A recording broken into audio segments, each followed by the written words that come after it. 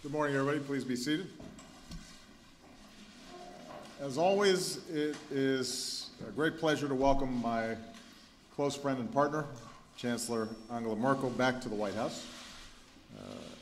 Angela, of course, has been here many times, but this visit is a chance for me to congratulate her on two achievements. Well into her third term, Angela is now one of Germany's longest-serving chancellors. Perhaps more importantly, this is my first opportunity to publicly congratulate Angela and Germany on their fourth World Cup title. As we all saw in Rio, Angela is one of her team's biggest fans. Our U.S. team, however, gets better each World Cup, so watch out in 2018. Germany is one of our strongest allies, so whenever we meet, it's an opportunity to coordinate closely on a whole range of issues critical to our shared security and prosperity. As Angela and our German friends prepare to host the G7 this spring, it's also important for us to be able to coordinate on a set of shared goals. And at our working lunch this afternoon, we'll focus on what we can do to keep the economy growing and creating jobs. As strong supporters of the transatlantic trade and investment partnership, we agree that there needs to be meaningful progress this year toward an agreement that boosts our economies with strong protections for consumers and workers and the environment. I look forward to hearing Angela's assessment of how Europe and the IMF can work with the new Greek government to find a way that returns Greece to sustainable growth within the Eurozone, where growth is critical to both the United States and the global economy. And we'll be discussing our work to get all major economies to take ambitious action on climate change, including our initiative to limit public financing for coal-fired power plants overseas, and our global efforts to phase down some of the most dangerous greenhouse gases. Our discussion this morning focused on global security issues.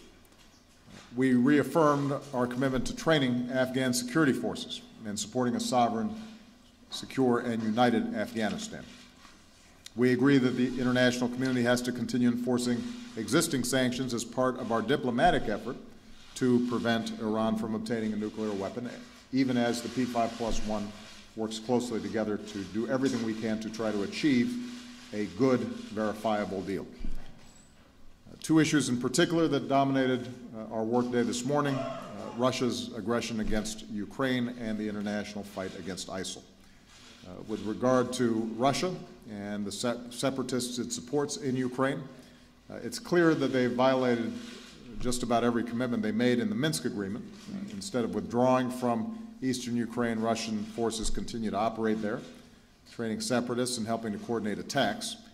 Instead of withdrawing its arms, Russia has sent in more tanks and armored personnel carriers and heavy artillery. With Russian support, the separatists have seized more territory and shelled civilian areas, destroyed villages, and driven more Ukrainians from their homes. These are the facts. But Russian aggression has only reinforced the unity of the United States and Germany and our allies and partners around the world. And I want to thank Angela for her strong leadership and partnership as we've met this challenge. Chancellor Merkel and Vice President Biden met with Ukrainian President Poroshenko in Munich over the weekend, and Angela also shared with me the results of her talks in Moscow. We continue to encourage a diplomatic resolution to this issue, and as diplomatic efforts continue this week, we are in absolute agreement that the 21st century cannot stand idle, have us stand idle and simply allow the borders of Europe to be redrawn at the barrel of a gun. So today we've agreed to move forward with our strategy. Along with our NATO allies, we'll keep bolstering our presence in Central and Eastern Europe, part of our unwavering Article 5 obligation to our collective defense. We will continue to work with the IMF and other partners to provide Ukraine with critical financial support as it pursues economic and anti-corruption reforms. We discussed the issue of how best to assist Ukraine as it defends itself, and we agreed that sanctions on Russia need to remain fully in force until Russia complies fully with its obligations. Even as we continue to work for a diplomatic solution, we are making it clear again today that if Russia continues on its current course, which is ruining the Russian economy and hurting the Russian people, as well as having such a terrible effect on Ukraine, Russia's isolation will only worsen both politically and economically. With regard to ISIL, Germany and the United States remain united in our determination to destroy this barbaric organization. I thanked Angela for her strong support as a member of the international coalition that is working in Iraq. In a significant milestone in its foreign policy, Germany has taken the important step of equipping Kurdish forces in Iraq, and Germany is preparing to lead the training mission of local forces in Erbil. Germany is a close partner in combating the threat of foreign terrorist fighters, which was the focus of a special session of the UN Security Council that I chaired last fall. And under Angela's leadership, Germany is moving ahead with new legislation to prevent fighters from traveling to and from Syria and Iraq.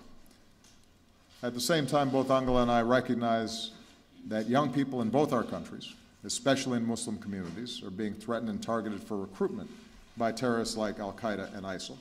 And protecting our young people from this hateful ideology so that they're not vulnerable to such recruitment is first and foremost a task for local communities, families, neighbors, faith leaders who know their communities best.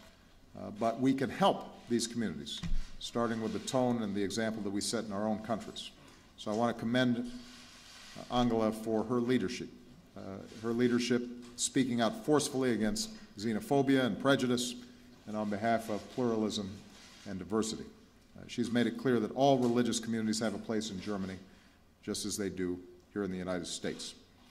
And we're grateful that our German friends will be joining us at our summit next week on countering violent extremism, because this is a challenge our countries have to meet together.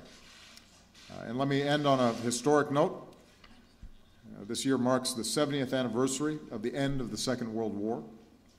It marks the 25th anniversary of the reunification of Germany. So in a time when conflicts around the world sometimes seem intractable, when progress sometimes seems beyond grasp, Germany's story gives us hope.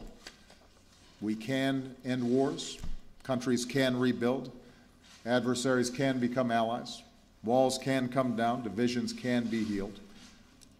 Germany's story and the story of Angela's life remind us that when free people stand united, our interests and our values will ultimately prevail. And as we look to the future, as I prepare to visit Bavaria in June, I'm grateful for my partnership with Angela, as Americans are grateful for their partnership with the people of Germany. Chancellor Merkel. Ja, sehr geehrter Herr Präsident, lieber Barack, ich freue mich heute Thank you, President. Dear Barack, I'm delighted to be back in Washington. 9 months ago, we were here for the last time, and this visit here has a lot to do with, first and foremost, the fact that we have assumed the presidency of the G7 presidency this year, and that we coordinate on these matters very closely, as we do on others, and obviously we will address issues related to the global economy when we meet in Bavaria on Schloss Elmau in the summer. From a European vantage point, I think we can say that we have made significant progress in a number of areas. We have countries who are now back on the growth path. Ireland comes to mind here in particular, but also Spain and Portugal. After a strong phase of structural reforms, they have now made significant progress. The new Commission, the new European Commission that has come in office, has launched a growth program in which Germany will participate. We will pin our hopes basically on growth and infrastructure, but also on other growth projects. For example, the digital economy. If I think of the state of the digital economy in the United States, there is a lot of things to be done by the Europeans now. I would say that a free trade agreement, the conclusion of a free trade agreement, for example, would also go a long way towards boosting growth. We know that you are very much engaged in the Asian Pacific area. There are a lot of free trade agreements there as well, and Germany will come out very forcefully in seeing that the negotiations between the EU and the United States on free trade agreements are pursued in a vigorous manner. It's in our own vested interest, in the interest of the United States, but also in the German interest. We are dealing basically on our G7 agenda with health issues. Let me just mention one.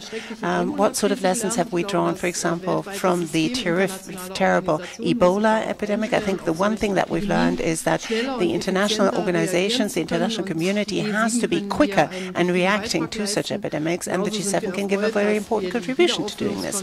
And we're also interested, for example, in seeing Gavi be successful. We're delighted to be able to conclude the replenishment conference that has just been completed in Germany so successfully. Then we dealt with security issues this morning. It is true, Germany this year celebrates the 25th anniversary of its reunification. This would not have been possible, not have been achievable without our transatlantic partners, without the support of the United States of America, and we will always be grateful for this. And it is one case in point that it is well worth the effort to stand by one's values for decades, to pursue long-term goals and not relent in those efforts. After we thought in the 90s maybe that things would turn out somewhat more easily, somewhat less complicated, now we see ourselves confronted with a whole wealth of conflicts, and very complex ones as that. We worked together in Afghanistan. We talked about this as well. Germany has decided in its fight against IS to give help, to deliver training missions, to deliver also weapons if necessary. We work together on the Iran nuclear program, where we also enter into a crucial phase of negotiations. One particular priority was given to the conflict between Ukraine and Russia this morning. We stand up for the same principles of inviolability of territorial integrity. For somebody who comes from Europe, I can only say if we give up this principle of territorial integrity of countries, then we will not be able to maintain the peaceful order of Europe that we've been able to achieve. And this is not just any old point. It's an essential, a crucial point, and we have to stand by it. And Russia has violated the territorial integrity of Ukraine in two respects, in Crimea and also in Donetsk and Luhansk. So we are called upon now to come up with solutions, but not in the sense of a mediator, but we also stand up for the interests of the European peaceful order. And this is what the French President and I have been trying to do over the past few days. We're going to continue those efforts, and I'm very grateful that throughout the Ukraine crisis we have been in very, very close contact with the United States of America and Europe on sanctions, on diplomatic initiatives, and this is going to be continued. And I think that's indeed one of the most important messages we can send to Russia and need to send to Russia. We continue to pursue a diplomatic solution, although we have suffered a lot of setbacks. These days we will see whether all sides are ready and willing to come to a negotiated settlement. I've always said I don't see a military solution to this conflict, but we have to put all our efforts in bringing about a diplomatic solution. So there's a whole host of issues that we need to discuss. Over lunch we will continue to talk about climate protection, about sustainable development and the sustainable development goals. So yet again, thank you very much for the very close cooperation, very close coordination, and the possibility to have an exchange of views on all of these crucial issues. I think not only in hindsight can we safely say that the United States have always stood by us, have helped us to regain our unity in peace and freedom, but we can also say we continue to cooperate closely if it is about solving the conflicts of the world today. Unfortunately, there are many of them, and we will continue to do so in the future. Thank you for your hospitality. First question, Steve Muffson, Washington Post.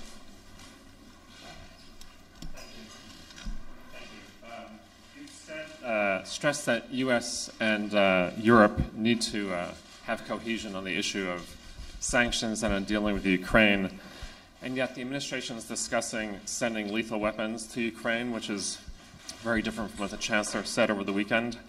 So I was wondering whether this is a good cop, bad cop act, or is this a real reflection of difference of views on the situation on the ground?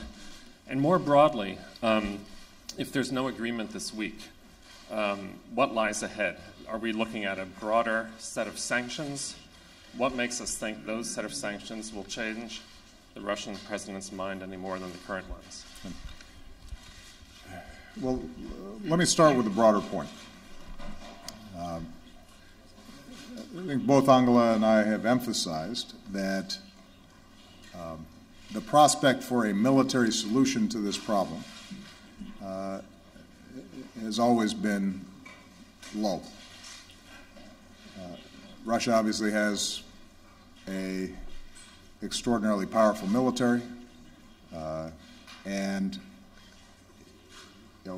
given the length of the Russian border with Ukraine, given the history between Russia and Ukraine, expecting that if Russia is determined that Ukraine can fully rebuff a Russian army has always been unlikely.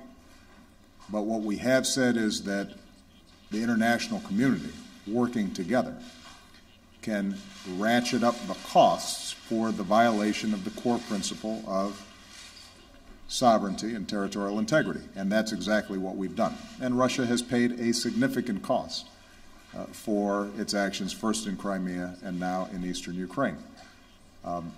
It has not yet dissuaded Mr. Putin from following the course that he is on. But it has created a measurable negative impact on the Russian economy, and that will continue. My hope is that through these diplomatic efforts, those costs have become high enough that Mr. Putin's preferred option is for a diplomatic resolution. And I won't prejudge whether or not they'll be successful. If they are successful, it will be in part because of the extraordinary patience and effort of Chancellor Merkel and her team. If they are not, then we will continue to raise those costs. And we will not relent in that. And one of the things I'm very encouraged about is the degree to which we've been able to maintain U.S. European unity on this issue. Now, it is true that if, in fact, diplomacy fails, what I've asked my team to do is to look at all options. What other means can we put in place to change Mr. Putin's calculus? And the possibility of lethal defensive weapons is one of those options that's being examined. But I have not made a decision about that yet. I've consulted with not just Angela, but will be consulting with other allies about this issue. It's not based on the idea that Ukraine could defeat a Russian army that was determined. It is rather to see whether or not there are additional things we can do to help Ukraine bolster its defenses in the face of separatist aggression. But I want to emphasize that a decision has not yet been made. One of the bigger issues that we're also concerned with, though, is making sure that the Ukrainian economy is functioning and that President Poroshenko and Prime Minister Yatsenyuk can continue with the reform efforts that they've made. And I'm glad to see that because of our cooperation and our efforts, we're starting to see a package come together with the IMF, with the European Union and others that can help bolster the European economy so that they have the space to continue to execute some of the reforms and anti-corruption measures that they've made. One of the most important things we can do for Ukraine is help them succeed economically, because that's how people on the ground feel this change, this transformation inside of Ukraine. If that experiment fails, then the larger project of an independent Ukraine will fail. And so we're going to do everything we can to help bolster that.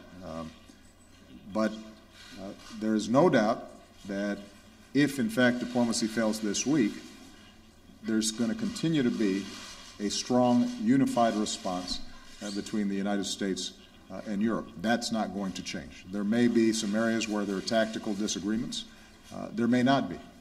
But the broad principle that we have to stand up for not just Ukraine, but the principle of territorial integrity and sovereignty is one where we are completely unified.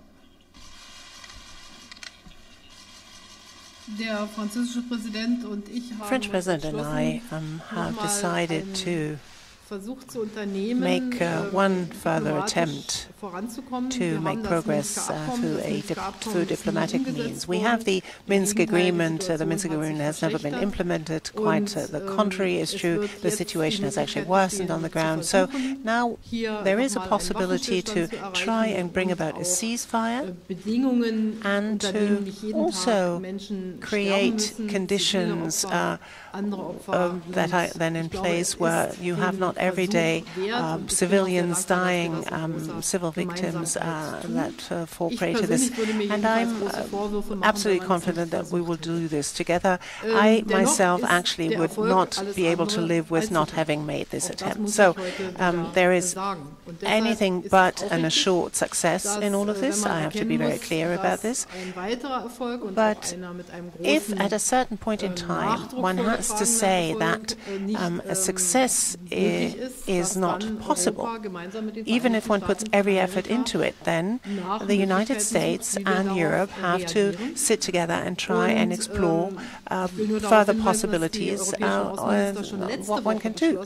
Just let me point out here that foreign ministers of the European Union last week already tasked the Commission to think about further possible sanctions. On the issue of what is effective and what not, I'm somewhat surprised sometimes. Just let me mention Iran. For a fairly long period of time, we have had sanctions in place there. People don't seem to question them. And I think they have been fairly successful if we look at the current state of affairs with the negotiations on the nuclear program. So I think, in parallel, I think it was a very good thing to put some cost on to the Russians through these sanctions that we agreed on, because we see also that Russia seems to be influenced by this. And this is why I am 100% behind these decisions. As to the export of arms, I have given you my opinion, but you may rest assured that no matter what we decide, the alliance between the United States and Europe will continue to stand, will continue to be solid, even though on certain issues we may not always agree. But this partnership, be it on Ukraine and Russia, be it on combating terrorism, on the international stage, be it on other issues, is a partnership that has stood the test of time, and that is, I mean, in Europe, we're very close, but this transatlantic partnership for Germany and for Europe is indispensable, and this will remain so, and I can say this also on behalf of my colleagues in the European Union. Sorry, I have to call you myself, Frau Dutz. From DPA, the German press agency. President, you said that you have not yet made a decision as to whether weapons ought to be delivered to Ukraine. What would be your red line? What would be the red line that needs to be crossed for you to decide an armament of the Ukrainian army? And what do you think will this hold by way of a promise? Because the Chancellor said it will make matters worse. And what can the Nobel laureate Obama do more to defuse this conflict? And, Madam Chancellor, President Putin today demanded yet again that the government in Kiev negotiate directly with the separatists. When do you think the right moment has come to do this? And with looking at all of the big issues that you discussed, this breach of confidence due to the NSA affair of the U.S.-German relations, has that played a role today? Do you want to go first on that? Ich kann gerne beginnen. I can gladly start. Die Frage, die The question as to how one assesses the effectiveness of certain measures has been actually dealt with. The President has not yet made a decision. As he said, what's important for me is that we stand very closely together on the question of a renewed diplomatic effort. We keep each other informed, we're in close touch, and nobody wishes more for a success than the two of us who stand here side by side. But this would also mean not only having a ceasefire in place, but to also, over and above that, having certain rules in place. And you said the Russian President himself thinks there ought to be direct contracts. Let me just point out to you, these direct contracts already exist through the trilateral contact group with representatives from Donetsk and Luhansk.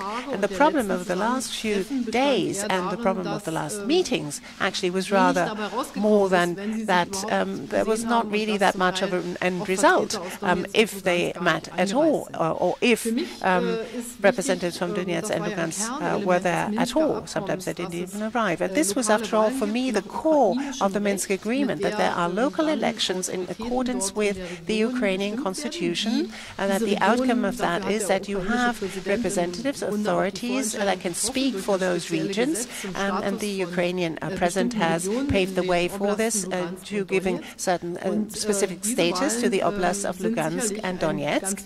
And these elections are an essential point, and that will then enable us to say, well, maybe now there can be contacts even without a trilateral group. And this is, after all, on the agenda of the many talks that we need to make. But I can very well understand the Ukrainian side that on the territory that they consider to be part of their territory, and that anything else would violate their territorial integrity, that they want to actually see that elections take place there. And that has also been stated by President Putin, that he wishes to see those elections happening there.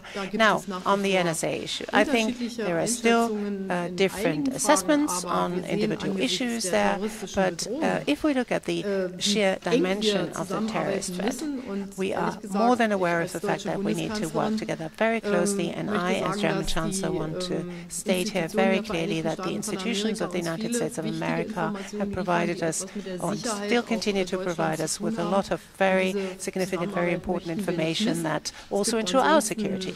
And we don't want to do without this. There are other possibilities through the cyber dialogue, for example, to continue to talk about the sort of protection of privacy versus data protection and so on, and security. But this was basically, combating terrorism was basically in the with forefront respect to providing lethal weapons to Ukraine, it's important to point out that we have been providing assistance to the Ukrainian military generally.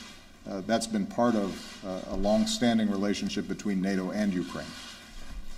And our goal has not been for Ukraine to be equipped to carry on offensive operations, but to simply defend itself. And President Poroshenko has been very clear. He's not interested in escalating violence. He is interested in having his country's boundaries respected by its neighbor. So there's not going to be any specific point at which I say, clearly lethal defensive weapons would be appropriate here. It is our ongoing analysis of what can we do to dissuade Russia from encroaching further and further on Ukrainian territory. Our hope is that that's done through diplomatic means. And I just want to emphasize here once again, for the benefit not just of the American people, but for the German people, we are not looking for Russia to fail. We are not looking for Russia to be surrounded and contained and weakened. Our preference is for a strong, prosperous, vibrant, confident Russia that can be a partner with us on a whole host of global challenges. And that's how I operated throughout my first term in office. Unfortunately, Russia has made a decision that I think is bad for them strategically, bad for Europe, bad for the world. And in the face of this aggression and these bad decisions. We can't simply try to talk them out of it. We have to show them that the world is unified in imposing a cost for this aggression. And that's what we're going to continue to do. With respect to the NSA, I'll just make this point very briefly. There's no doubt that the Snowden revelations damaged impressions of Germans with respect to the U.S. government and our intelligence cooperation. What I have done over the last year and a half is to systematically work through some of these issues to create greater transparency and to restore confidence, not just for Germans, but for our partners around the world. And we've taken some unprecedented measures, for example, to ensure that our intelligence agencies treat non-U.S. citizens in ways that are consistent with due process and their privacy concerns. It's something that I put in a presidential order and has not been ever done not only by our intelligence agencies, but I think by most intelligence agencies around the world. There are going to still be areas where we've got to work through these issues. We have to internally work through some of these issues because they're complicated, they're difficult. If we are trying to track a network that is planning to carry out attacks in New York or Berlin or Paris, and they are communicating primarily in cyberspace, and we have the capacity to stop an attack like that, but that requires us then being able to operate within that cyberspace. How do we make sure that we're able to do that, carry out those functions, while still meeting our core principles of respecting the privacy of all our people? And given Germany's history, I recognize the sensitivities around this issue. What I would ask would be that the German people recognize that the United States has always been on the forefront of trying to promote civil liberties, that we have traditions of due process that we respect, that we have been a consistent partner of yours in the course of the last 70 years and certainly the last 25 years in reinforcing the values that we share. And so occasionally I would like the German people to give us the benefit of the doubt, given our history, as opposed to assuming the worst, assuming that we have been consistently your strong partners and that we share a common set of values. And if we have that fundamental underlying trust, there are going to be times where there are disagreements and both sides may make mistakes and there are going to be irritants like there are between friends, but the underlying foundation for the relationship remains sound. Christy Parsons. Thank you, Mr. President. The Iran nuclear negotiators have now missed 2 deadlines. Should the upcoming March deadline for talks be the final one? And what are the circumstances in which you think it would be wise to extend those talks? Also, sir, some have suggested that you are outraged by the Israeli Prime Minister's decision to address Congress. Is that so? And how would you advise Democrats who are considering a boycott?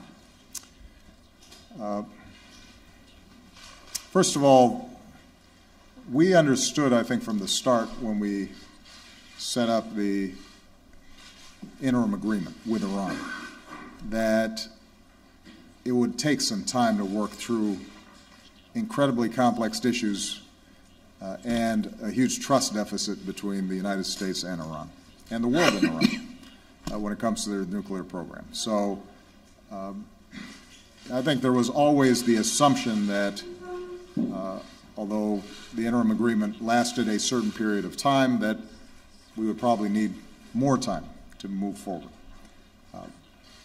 The good news is that there have been very serious discussions. That time has been well spent. During this period of time, issues have been clarified, gaps have been narrowed, the Iranians have abided by the agreement. So this is not a circumstance in which, by talking, they've been stalling and meanwhile advancing their program. To the contrary, what we know is the program has not only been frozen, but with respect to, for example, 20% enriched uranium, they've reversed it. And so we're in a better position than we were before the interim program was set up. Having said all that, the issues now are sufficiently narrowed and sufficiently clarified where we're at a point where they need to make a decision. We are presenting to them in a unified fashion the P5+1, supported by a coalition of countries around the world, are presenting to them a deal that allows them to have peaceful nuclear power, but gives us the absolute assurance that is verifiable that they are not pursuing a nuclear weapon. And if, in fact, what they claim is true, which is they have no aspiration to get a nuclear weapon, that, in fact, according to their supreme leader, it would be contrary to their faith to obtain a nuclear weapon. If that is true, there should be the possibility of getting a deal. They should be able to get to yes. But we don't know if that's going to happen. They have their hardliners. They have their politics. And the point, I guess, is, Christy, at this juncture, I don't see a further extension being useful if they have not agreed to the basic formulation and the bottom line that the world requires to have confidence that they're not pursuing a nuclear weapon. Now, if the framework for a deal is done, if people have a clear sense of what is required, and there's some drafting and T's to cross and I's to dot, that's a different issue. But my view, and I've presented this to members of Congress, is that we now know enough that the issues are no longer technical. The issues now are, does Iran have the political will and the desire to get a deal done? And we could not be doing this were it not for the incredible cohesion and unity that's been shown by Germany, by the other members of the P5+1, which I should acknowledge includes Russia. I mean, this is an area where they've actually served a constructive role, and China's served a constructive role, and there has been no cracks in this on the P5+1 side of the table. And I think that's a testament to the degree to which we are acting reasonably in trying to actually solve a problem. With respect to Prime Minister Netanyahu, as I've said before, I talk to him all the time. Our teams constantly coordinate. We have a practice of not meeting with leaders right before their elections, 2 weeks before their elections. As much as I love Angela, if she was 2 weeks away from an election, she probably would not have received an invitation to the White House. And I suspect she wouldn't have asked for one. So, you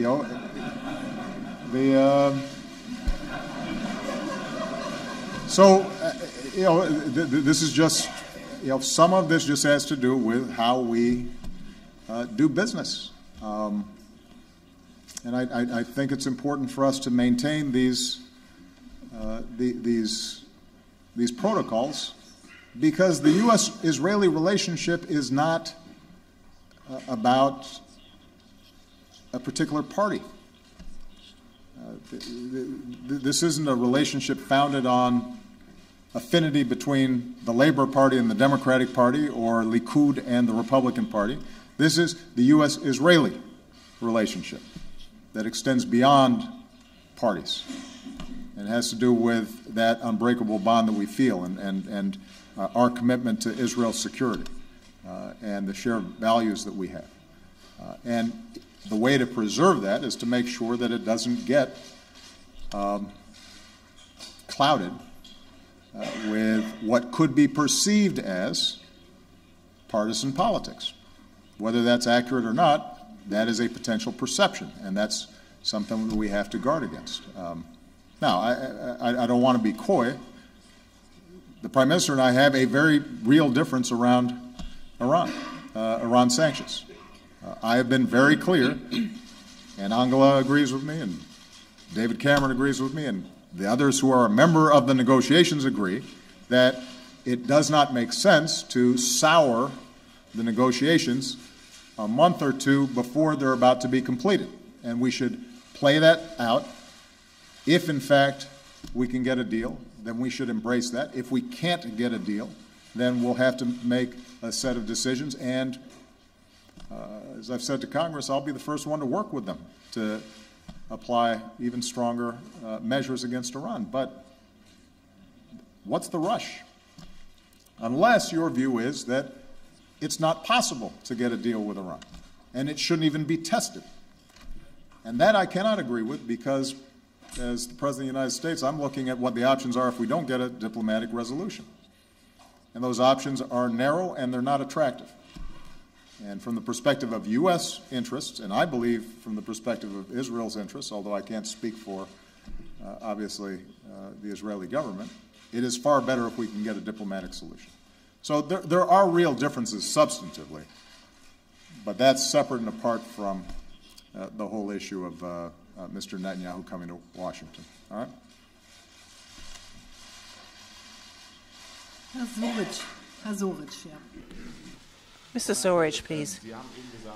Ms. Merkel, you just said the question is what will be effective in the Ukrainian crisis, and diplomacy, as you said yourself, has not really made all that, has not really brought about that much of a progress. Can you understand the impatience of the Americans when they say we ought to now deliver weapons? And what makes you feel confident that diplomacy will carry the day in the next few days and weeks? And on Greece, obviously, I also have to ask you, what is your comment on the most recent comments of the Greek Prime Minister, who says, let's end those programs, and I'm going to stand by the promises I made during the election campaign? How do you envisage the further cooperation with the Greek government? And to you, Mr. President, I address the question. There's quite a lot of pressure by members of your government who say weapons should be delivered to the Ukrainians. Now, you yourself have said you want to ratchet up the cost that Putin has to bear, and then make him relent and give in, maybe. And you said all options have to be on the table, so apparently also weapons. So what makes you so sure that these weapons will not only go into the hands of the regular Ukrainian army, but will then also perhaps get into the hands of separatists, of militias on the Ukrainian side, who are accused by Amnesty International and other NGOs of having violated human rights? Thank you. Whenever you have political conflicts, such as the one that we have now between Russia and Ukraine, but also in many other conflicts around the world, it has always proved to be right to try again and again to solve such a conflict. We've spoken at some length about the Iranian conflict. Here too, we are expected to try time and again, and there's always a point where you say, well, all of the options are on the table, we've gone back and forth, but then one has to think again. Looking just at the Middle East conflict, for example, how many people have tried to bring about a solution to this conflict, and I've welcomed it every time, and I'm going to participate and support it every time, because I think every time it has been well worth the effort. Now, when you have a situation now where every night you see people dying, you see civilian casualties, you see the dire conditions under which people live, it is incumbent upon us as politicians. We owe it to the people to explore every avenue until somebody gives in. But we've grown up under conditions, I have to point this again, where we said nobody would have dreamt of German unity. The people who have said in West Germany, remember, they said said, well, should we keep up citizenship of Germany for the GDR? They've been criticized by people who, as some who harbor revanchist ideas. And then think of President Reagan when he said, Mr. Gorbachev, tear down this wall, standing in front of the Brandenburg Gate. Many people said at the time, how can he possibly say that? But it was right.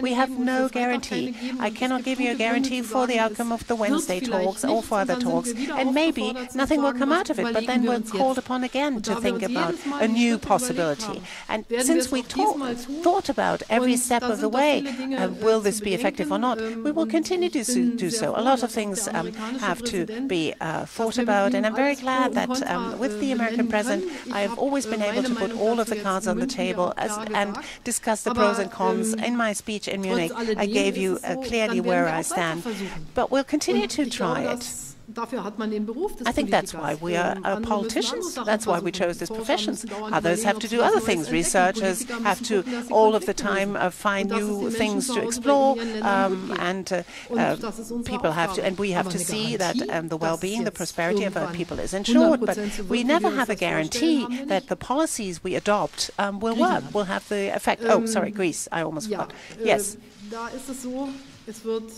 On Wednesday, there's going to be a Eurogroup meeting,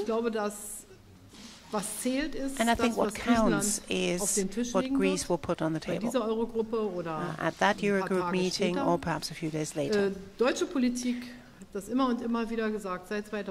German policy ever since 2010 has been aimed at Greece staying a member of the Eurozone. I've said this time and again.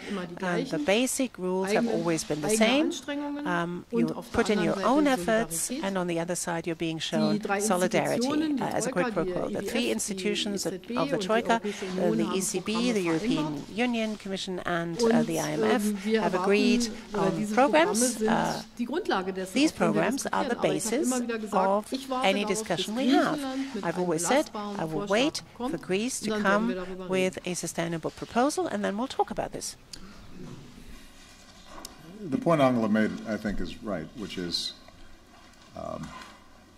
we never have guarantees that any particular course of action works. As I've said before, by the time a decision reaches my desk, by definition, it's a hard problem with no easy answers. Otherwise, somebody else would have solved it, and I would never even hear about it. The issue that you raised about can we be certain that any lethal aid that we provide Ukraine is used properly, doesn't fall into the wrong hands, does not lead to over-aggressive actions that can't be sustained by the Ukrainians? What kinds of reactions does it prompt, not simply from the separatists, but from the Russians? Those are all issues that have to be considered. The measure by which I make these decisions is it more likely to be effective than not? And that is what our deliberations will be about. But what I do know is this, that the United States and Europe have not stood idly by.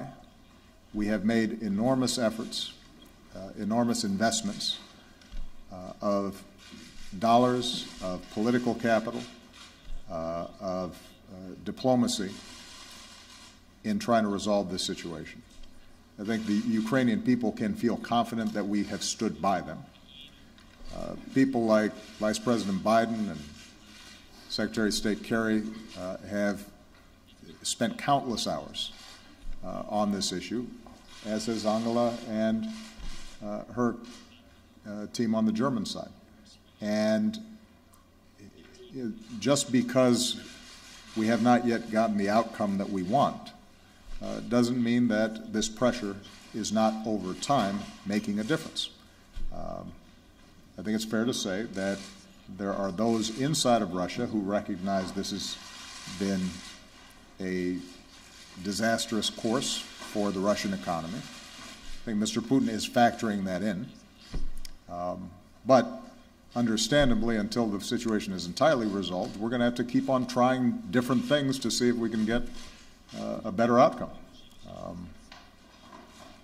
What I do know is that we will not be able to succeed unless we maintain the strong transatlantic solidarity that's been the hallmark of our national security throughout the last 70 years. And I'm confident that I've got a great partner in Angela in maintaining that. All right. Thank you very much, everybody.